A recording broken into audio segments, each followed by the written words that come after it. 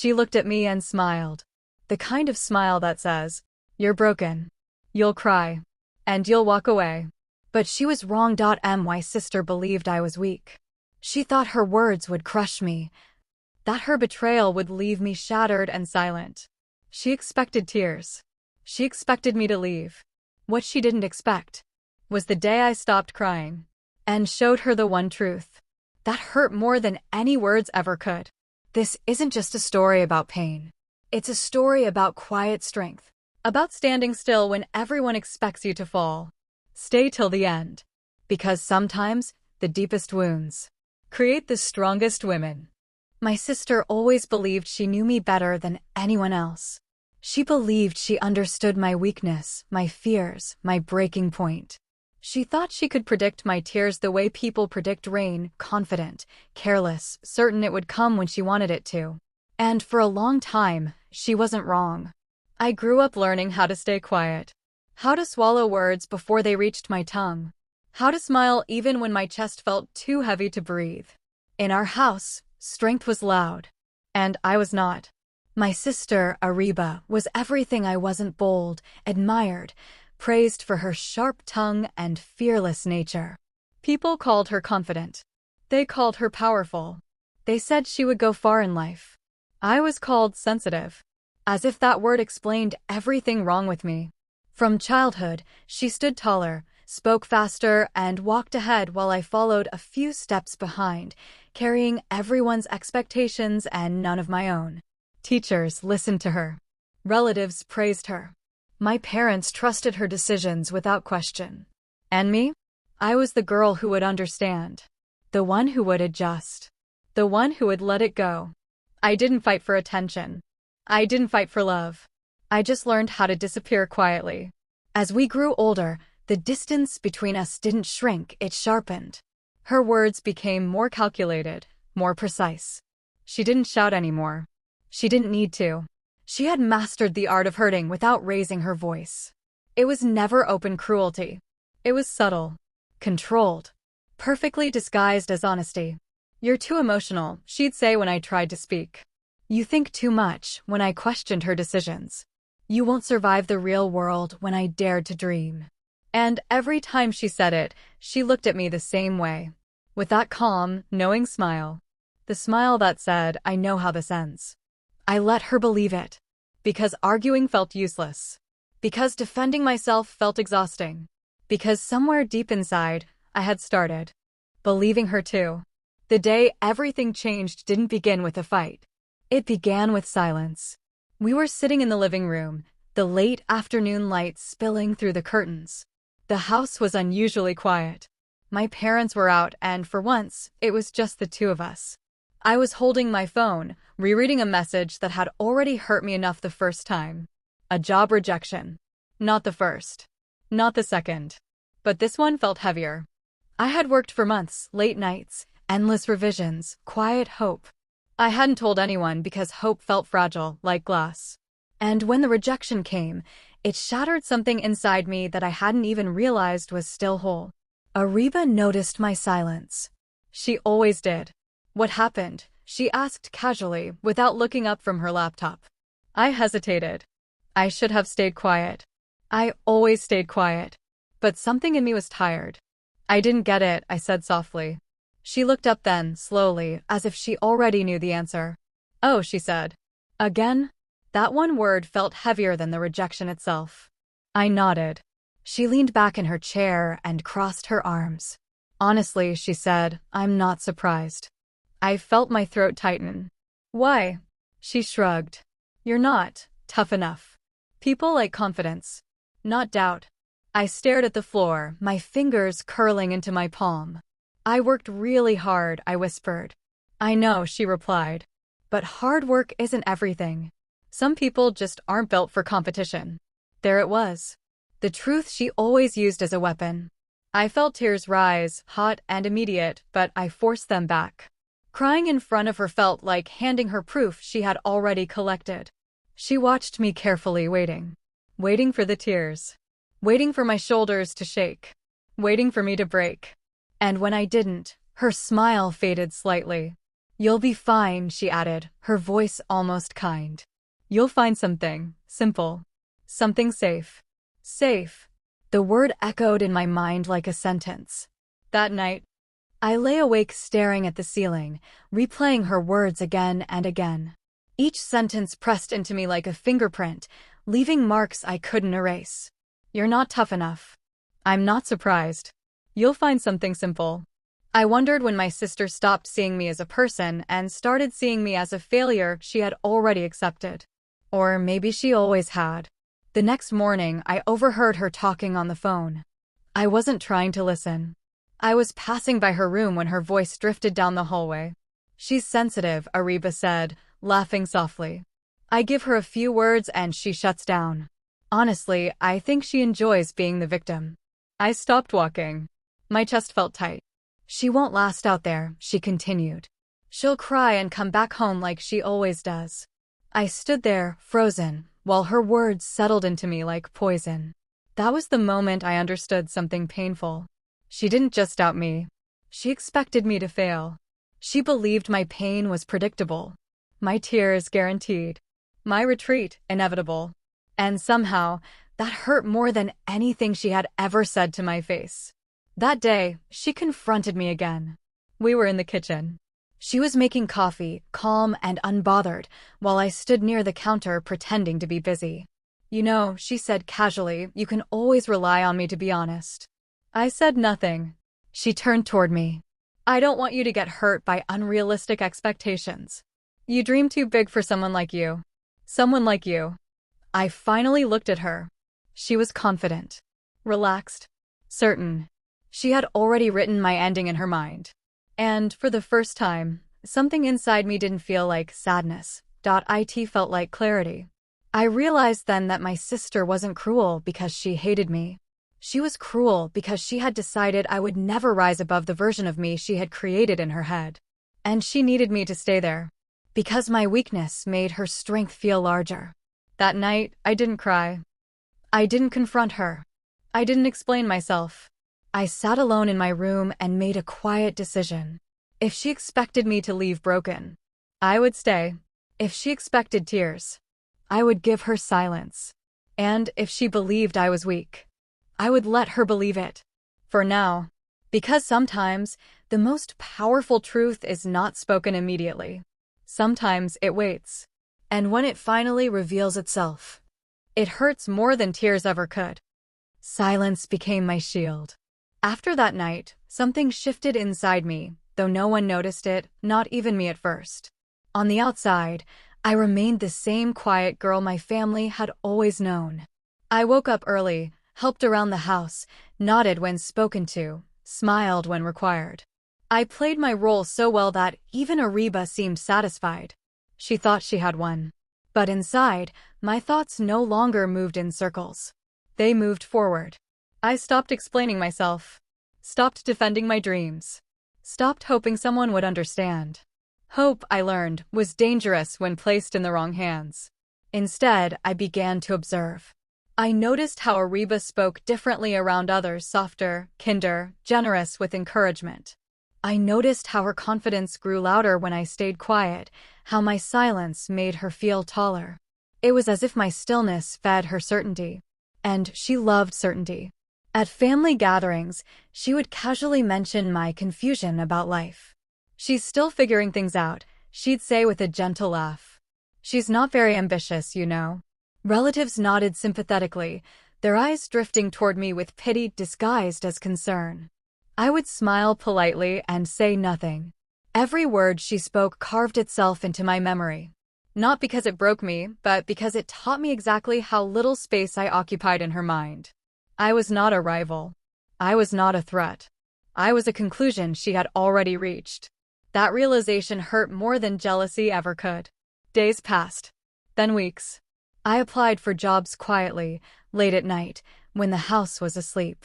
I rewrote my resume again and again, questioning every sentence, every skill. Sometimes doubt crept in so deeply that I had to stop and remind myself to breathe. There were nights I wanted to cry. Nights I pressed my face into my pillow to silence the sound of my own frustration. Nights when her voice echoed in my head, repeating every weakness she had ever named. But I didn't give up. Not because I suddenly felt strong, but because giving up would mean she was right. And I couldn't let her be right. One evening, Ariba walked into my room without knocking. She had always done that, entered my space as if it belonged to her too. "You're still applying?" she asked, glancing at my laptop screen. "Yes," I replied calmly. She raised an eyebrow. "Don't you think you're setting yourself up for disappointment?" I shrugged. "Maybe." She smiled, relieved by my uncertainty. "I just don't want to see you hurt again." Her concern felt rehearsed. "I can handle it," I said. She laughed lightly. "You always say that. And then you fall apart." Her words were casual, almost affectionate, but I felt the familiar sting beneath them. She waited for my reaction. For my eyes to lower. For my voice to shake. For the old version of me to return. But I stayed still. Something flickered across her face, confusion, maybe. Or irritation. She left without another word. That night, I realized something else.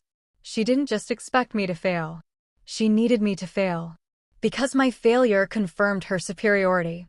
My weakness justified her cruelty. My silence protected her image of herself. And if I changed, if I succeeded, then she would have to face a truth she wasn't ready for. Weeks later, my parents began to notice my quiet persistence. "Any luck?" my mother asked one morning. "Not yet," I replied. Ariba smirked from across the table. "She's trying," she said. "That's what matters." The way she said it made my chest tighten. Trying, as if effort was all I would ever manage. That afternoon, I received an email. I stared at the screen for a long time before opening it. An interview request.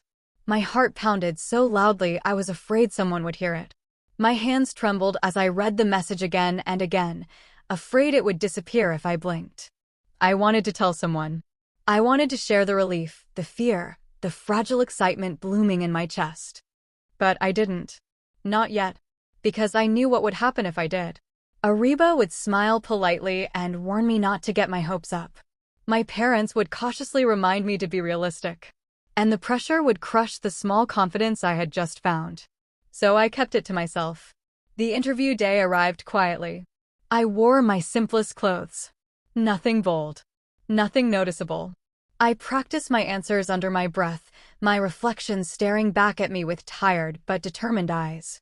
As I reached for my bag, Ariba watched me from the doorway. "Where are you going?" she asked. "Out," I said. She tilted her head. "An interview?" I hesitated for half a second too long. She smiled. I knew it. Her tone wasn't encouraging. It was amused. "Good luck," she added. "Try not to overthink. That's usually where you mess up." I left without responding. The interview itself wasn't perfect. My voice shook at first. My palms were sweaty. I stumbled over one question. But I didn't stop. I spoke honestly. I spoke carefully. I spoke like someone who had been silent for too long and finally found the courage to be heard. When it ended, I felt exhausted but proud. For the first time in a long while, I didn't feel small. Days passed. Ariba asked casually, "So? How did it go?" "It was okay," I said. She nodded knowingly. That usually means no. I didn't correct her. I let her believe it. Because something inside me was growing, not confidence exactly, but patience. And patience, I was learning, was powerful. Then came the phone call. I was alone in my room when my phone rang. My heart raced as I answered it, my breath caught somewhere between fear and hope. They offered me the job. For a moment, I couldn't speak. Tears filled my eyes, not of sadness, but relief so overwhelming it felt like pain leaving my body all at once. I thanked them quietly and ended the call. Then I sat there, in silence, holding a truth no one else knew yet. I didn't rush to tell my family. I didn't celebrate. I didn't smile. I simply sat with it. Because I knew this was only the beginning. Ariba still believed I would cry and leave. She still believed I would come back defeated. She still believed she knew how my story ended. And she had no idea that the ending she had written for me was already changing. Success didn't arrive loudly. It didn't knock on the door or announce itself at the dinner table. It didn't change my posture overnight or put confidence in my voice. It arrived quietly, like a secret only I was allowed to carry. Every morning, I left the house at the same time as before. Same clothes. Same calm expression. No celebration. No explanations. I told my parents I had found temporary work, something small to gain experience. Ariba didn't ask many questions. She never did when she believed the answers wouldn't surprise her. In her mind, I was still the same girl, uncertain, fragile, standing on borrowed confidence that would soon collapse. My calm didn't threaten her yet. She saw it as denial. And denial, she believed, always broke eventually. My workplace was nothing glamorous. No shiny glass walls or dramatic titles. But it was real. It was mine. And every day, I learned something new, not just about work, but about myself. I learned that my voice didn't disappear when I used it. I learned that people listened when I spoke with honesty. I learned that confidence didn't have to be loud to be respected. And most importantly, I learned that silence, chosen silence, was different from silence forced upon you. At home, Ariba's behavior began to change. At first, it was subtle. She started commenting on my routine. "You're very disciplined lately," she said one evening, watching me organize my bag. "Trying to prove something?" I smiled lightly. "Just staying busy." She nodded, but her eyes lingered on me longer than usual. Then came the comparisons. At dinner, she would casually talk about her own achievements, meetings she led, people who admired her, plans she had for the future. She spoke louder, laughed more, as if trying to remind everyone, and herself, who the successful one was. My parents listened proudly. I ate quietly. "You should learn from your sister," my mother said one night, not unkindly. "She knows how to move forward." Ariba smiled, satisfied. I nodded. "I am." That answer made her pause. She glanced at me, searching for sarcasm or bitterness. She found none, and that unsettled her. Soon, her kindness turned sharp. "You're getting very quiet again," she said one afternoon. "That usually means you're overwhelmed." "I'm fine," I replied. "You always say that right before things fall apart." Her words were familiar, but their power was fading. "I'll handle it," I said calmly. She laughed, but there was no humor in it. "You really think you've changed?" I looked at her then, not defensively, not angrily, but with a clarity that surprised even me. "I think I'm learning," I said. Her smile tightened. That night, I heard her talking to my mother. "She's acting strange," Ariba said. "Too calm. I don't think that job is good for her. She's probably under pressure and pretending everything's okay." I stood outside the room, listening. My mother sighed. "She's always been sensitive." "Yes," Ariba replied softly. "And sensitive people break easily." I walked away before they noticed me. Not because it hurt, but because it confirmed something I already knew. No matter how much I grew, Ariba would always see me as the version of myself she had control over. And control, once threatened, doesn't disappear quietly. The pressure increased. She started questioning my choices in front of others. "Is that job even permanent?" she asked during a family gathering. "Do they pay you properly? Are you sure they won't replace you soon?" Each question was wrapped in concern, sharpened with doubt. Relatives looked at me with sympathy again. I answered politely. And every time I did, Ariba's eyes narrowed just a little. Because she wasn't hearing the insecurity she expected. She wasn't seeing the cracks. At work, I was given more responsibility. Nothing dramatic, just trust. Trust to handle a project. Trust to speak in meetings. Trust to lead small decisions. Every success strengthened me quietly, like roots growing deeper underground. One evening, I came home later than usual. Ariba was waiting. "You're late," she said. "I had work," I replied. She crossed her arms. "You're spending a lot of time there. Don't get too attached." I looked at her. "Why not?" "Because disappointment hurts more when you expect too much." There it was again. Her favorite weapon. "I'll survive," I said. She scoffed. "You always say that." "Yes," I replied. "And I always do." The room went silent. For the first time in my life, Ariba didn't have a response ready. Her confidence wavered. Just for a moment. That moment stayed with her. I could see it in the way she watched me now, carefully, critically, like she was searching for the weakness she once knew by heart. She started bringing up the past. Remember when you quit that course? Remember how you cried over that rejection? You've always been like this. She needed the past to stay alive, because the present scared her. One night, she confronted me directly. "You think you're better than me now?" she asked. The question stunned me, not because it was aggressive, but because it was honest. I shook my head. "No." "Then why do you act like you don't care what I think anymore?" I looked at her for a long time before answering. "Because I don't," I said quietly. Her face hardened. "You used to," she snapped. "You used to need my approval." "I used to need a lot of things," I replied. "I don't anymore." Her voice rose. "You're changing. And I don't like it." I didn't argue. I didn't explain.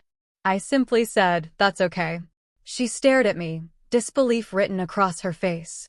She had built her strength on my weakness for so long that my independence felt like betrayal. From that day on, her behavior became unpredictable. Some days she was overly sweet, offering advice, pretending support. Other days she was cold, distant, sharp with her words. I understood then, she was losing control. And control, when slipping away, makes people desperate. Still, she believed one thing with certainty. That eventually I would crack. That the pressure would become too much. That the quiet confidence would collapse.